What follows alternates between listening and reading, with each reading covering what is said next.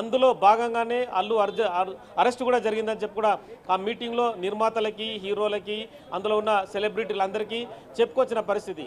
అక్కినేని నాగార్జున కూడా N convention issue కూడా కొంతసేపు మాట్లాడగా తెలుస్తుంది. ఎన్ కన్వెన్షన్ కూడా FTL బఫర్ జోన్లే నిర్మించడం వల్లే కూల్చివేయడం జరిగింది. ఈ విషయంలో మేము వెనుకాడుకు వేసే ప్రసక్తి లేదు. గత ప్రభుత్వాలు వాళ్ళకు మధ్య సయోధ్య ఉండవచ్చు, కానీ హైడ్రా అనేది ఒక నిర్మాణ పరంగా జరిగిన వ్యవహారం, దానికి సంబంధించే అది జరిగిందని చెప్పుకొచ్చారు. సో మొత్తం ఓవరాల్గా అయితే మీటింగ్ అయితే ఇంకా కొనసాగుతుంది. మరి కాసేపట్లో ముగిసే అవకాశం కనిపిస్తుంది. ఎందుకంటే ముఖ్యమంత్రి రేవంత్ రెడ్డి ఇక్కడ నుంచి వెళ్ళిపోవాలి. కర్ణాటకలో జరిగిన కాంగ్రెస్ మీటింగ్లో పాల్గొనాలి కాబట్టి మరో పావు గంట 20 నిమిషాల్లో మీటింగు క్లోజ్ చేసే అవకాశం కనిపిస్తుంది. వీళ్ళ మధ్య అంటే బెనిఫిట్ షోలకు సంబంధించిన ప్రధాన విషయం కావచ్చు, రెండవది టికెట్ల రేట్లకు సంబంధించిన అంశాన్నే ప్రస్తుతం వాళ్ళు రిక్వెస్ట్ చేస్తున్నారు గవర్నమెంట్. ఎందుకంటే వారం రోజుల పాటు జీవో విడుదల చేస్తేనే వాళ్ళు టికెట్ రేట్లు పెంచుకోవడానికి అవకాశం ఉంటుంది.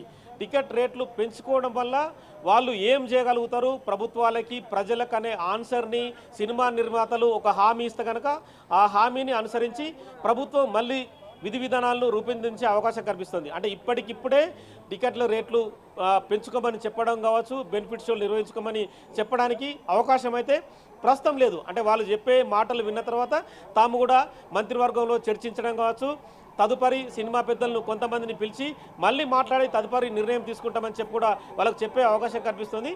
ప్రస్తుతం అంటే ఈ ప్రథమ మీటింగ్ మాత్రం ముఖ్యమంత్రి రేవంత్ రెడ్డి గవర్నమెంట్ ఏర్పడిన తర్వాత ఒక సంవత్సర కాలం తర్వాత జరుగుతున్న మీటింగు.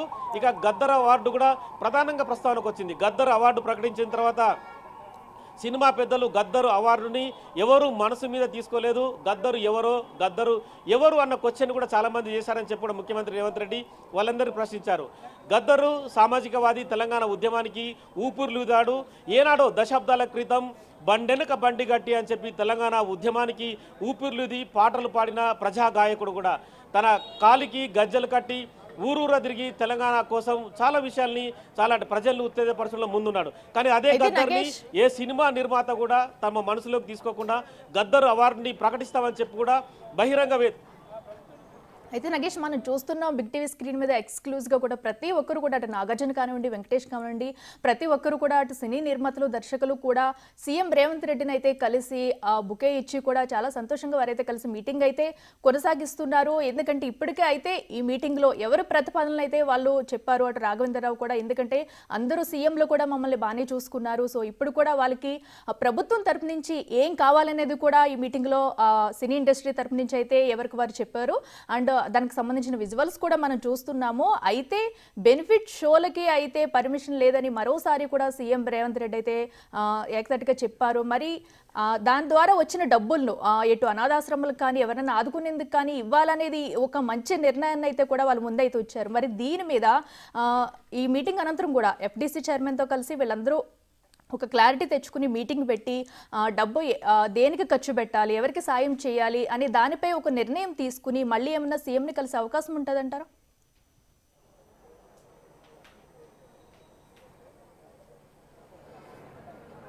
ఖచ్చితంగా ఇది ప్రైమరీ మీటింగ్ మాత్రమే. ఇక్కడ ఈ మీటింగ్లో పూర్తిగా నిర్ణయాలు తీసుకోవడం కానీ జరగదు. ఇది కేవలం ఏంటంటే ఒకరినొకరు కలుసుకోవడం. ముఖ్యమంత్రి రేవంత్ రెడ్డి ముఖ్యమంత్రి అయిన తర్వాత చాలామంది నిర్మాతలు, సినిమా హీరోలు కూడా ఎవరు కూడా ముఖ్యమంత్రి రేవంత్ రెడ్డిని కలవలేదు కూడా గతంలో. ఎందుకంటే ఈ సంవత్సర కాలం కూడా ఎవరు కలవలేదు. అంటే వాళ్ళ ఉద్దేశాలు ఏంటో తెలియదు, కానీ మొత్తానికైతే ముఖ్యమంత్రి రేవంత్ రెడ్డిని కలిసేది ఏముందన్న యాంగిల్లో తెలియదు. కానీ ఈసారి మాత్రం అల్లు అర్జున్ పుష్ప 2 తర్వాత వాళ్ళకే అంటే కాలం గిర్రున తిరిగిన తర్వాత ఎవరైనా సరే ఖచ్చితంగా భూమికి దిగాల్సిందన్న ఒక సామెతను మనం గుర్తు తెచ్చుకోవాలి. ఎందుకంటే వీళ్ళంతా ఆకాశంలో ఉన్న మేము భూవితారులం అని చెప్పుకుంటారు. మరి ఆ భూవితారులు వచ్చి ఇప్పుడు నేల మీదకి దిగి కమాండ్ కంట్రోల్లో సీఎం రేవంత్ రెడ్డి ముందు అయితే కూర్చున్నారు. సో ఇది సామెత మాత్రం అనుకోవడం, ఇంకో తమ మనసులో గొప్ప హీరో అని చెప్పి తాటులు పోపించుకోవడం రకరకాలుగా వాళ్ళు చేస్తుంటారు. అది ఒక పిచ్చి మామూలుగా అభిమానులకు సంబంధించి. కానీ రాజకీయం అనేది ఇక్కడ చాలా గొప్ప పిచ్చి మామూలుగా అభిమానులకు సంబంధించి. కానీ రాజకీయం అనేది ఇక్కడ చాలా గొప్ప విషయం. రాజకీయం అనేది ప్రభుత్వాలు నడిపిస్తుంది, ప్రజలకు అనుగుణంగా పనిచేస్తుంది. కానీ ఇవన్నీ కూడా సినిమా వాళ్ళు పట్టనట్లుగా వ్యవహరించారనేది ఇక్కడ స్పష్టంగా కనిపిస్తుంది. గత సంవత్సర కాలంగా ప్రభుత్వం ఏ నిర్ణయం తీసుకున్నా కూడా సినిమా పెద్దలు ఏ ఒక్క అంగీకారాన్ని ముందుకు తీసుకురాలేదు. అంటే చాలా విషయాల్లో కూడా ప్రభుత్వం వాళ్ళకి సర్ది చెప్పే ప్రయత్నం చేస్తుంది, కానీ సినిమా పెద్దలు మాత్రం తాము కోట్లు సంపాదించుకున్నాం, సినిమా ఇండస్ట్రీకి వేలాది ఎకరాలు గత ప్రభుత్వం ఇచ్చినా కూడా ఎవరు కూడా పట్టించుకున్న పాపార పోలేదు. అంటే ప్రభుత్వం అంటే ఒక వ్యవస్థ అనేది నిన్న మంచు విష్ణు చెప్పకనే చెప్పారు. తన ఎక్స్ వేదికగా ఫిలిం ఛాంబర్ అధ్యక్షుడు కూడా ప్రభుత్వాలతో కలిసి పనిచేయాల్సిందే మనం అందరం. ఎప్పుడో చిన్నారెడ్డి ప్రభుత్వం 1976లో ఏర్పడితే ఆనాటి నుంచి ఈనాటి వరకు కూడా ప్రభుత్వాల సహకారం అందిస్తేనే సినిమా ఇండస్ట్రీ వెలుగొందుతుంది. తాము కోట్ల రూపాయలు సంపాదించుకున్నా, కోట్ల రూపాయల కారులో తిరుగుతున్నా కూడా ప్రేక్షకులు ఇచ్చే ప్రతి రూపాయి టికెట్ కొంటున్న వాళ్ళే తాము సినిమా తారలుగా, సెలబ్రిటీలుగా ప్రపంచవ్యాప్తంగా గొప్ప కీర్తిని పొందామని చెప్పుకొచ్చాడు. మరి మీటింగ్లో చర్చించుకోవాల్సిన అవసరం ఉంది. ప్రస్తుతం అయితే అంటే ఇప్పుడు అటెండ్ అయిన వాళ్ళు దాదాపుగా 30 నుంచి 40 మంది మధ్య సినిమా పెద్దలైతే అటెండ్ అయ్యారు. కానీ ఒక హీరో మెగా ఫ్యామిలీ నుంచి చిరంజీవి మాత్రం అటెండ్ కాలేదు. ఇక చిరంజీవి మెగా కుటుంబానికి సంబంధించి చూస్తే మాత్రం అల్లు కుటుంబం, మెగా కుటుంబం మధ్య గత కొంత కాలంగా గ్యాప్ కనిపిస్తుంది. నువ్వంటే నువ్వన్న రీతిలో వాళ్ళు కత్తి మీద సామ్లా పనిచేస్తున్నారు. ఎందుకంటే అల్లు అర్జున్ తన సొంత మామ డిప్యూటీ సీఎం పవన్ కళ్యాణ్ మామ డిప్యూటీ సీఎంగా అయినా కూడా కనీసం అభినందించడానికి వెళ్ళలేదు. ప్రచారంలో భాగంగా కర్నూలుకు వెళ్ళి తన సొంత ఫ్రెండ్ కోసం వైసీపీ ప్రచారంలో పాల్గొన్నాడు. సో ఇవన్నీ కూడా అగ్నికి ఆజ్యం పోసేటట్టుగా కూడా mega family versus Allu Aravind family కూడా కొనసాగింది.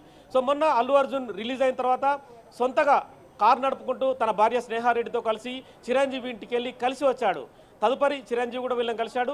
నాగబాబు కూడా అల్లు అర్జున్ ఇంటికి వచ్చి వాళ్ళని కలిశాడు. కానీ ఒక పవన్ కళ్యాణ్ డిప్యూటీ సీఎం మాత్రం ఇప్పటి వరకు కూడా అల్లు అర్జున్ని హైదరాబాద్కి వచ్చినా కూడా 2 సార్లు వచ్చాడు హైదరాబాద్కి.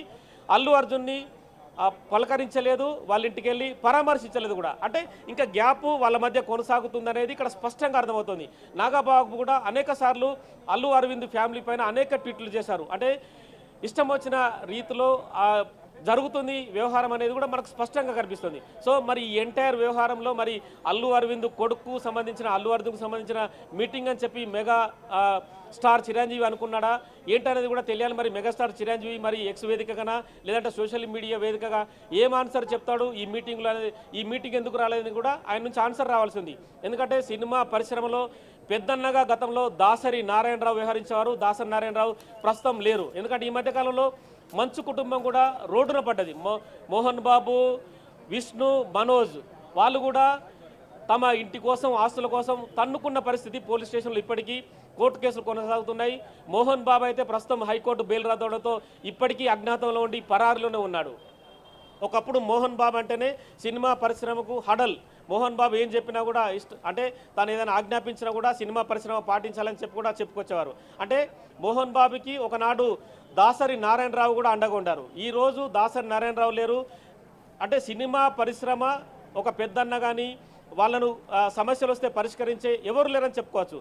సో ఇంత పెద్ద మీటింగ్ జరుగుతున్నా కూడా సినిమా పరిశ్రమకు పెద్దన్నగా భావించే చిరంజీవి ఈ మీటింగ్లో లేకపోవడం కూడా చాలా వరకు ఇది క్వశ్చన్ మార్క్. ఎందుకంటే టాలీవుడ్ ఇండస్ట్రీ కావచ్చు, క్రిటిక్స్ విమర్శించే వాళ్ళు కూడా ఎందుకు చిరంజీవి రాలేదని కూడా ప్రశ్నిస్తున్నారు. సో ఇక పవన్ కళ్యాణ్ అయితే ప్రస్తుతం అయితే అతను రాజకీయ నాయకుడుగా డిప్యూటీ సీఎంగా ఉన్నాడు కాబట్టి ఈ మీటింగ్కి రాలేకపోవచ్చు. అంటే రాజకీయ కారణాల వల్ల మీటింగ్కి అటెండ్ కాని పరిస్థితిని అర్థం చేసుకోవచ్చు. కానీ చిరంజీవి ఎందుకు రాలేడనేది మాత్రం ఇక్కడ క్వశ్చన్ మార్కే. చిరంజీవి ఎందుకు రాలేదని చెప్పి కూడా దిల్ రాజుని కొంతమంది సినిమా పరిశ్రమకు సంబంధించిన వ్యక్తులు అడిగారు. దిల్ రాజు కూడా అంటే ప్రస్తుతం ఇప్పటివరకు మనం చూస్తున్న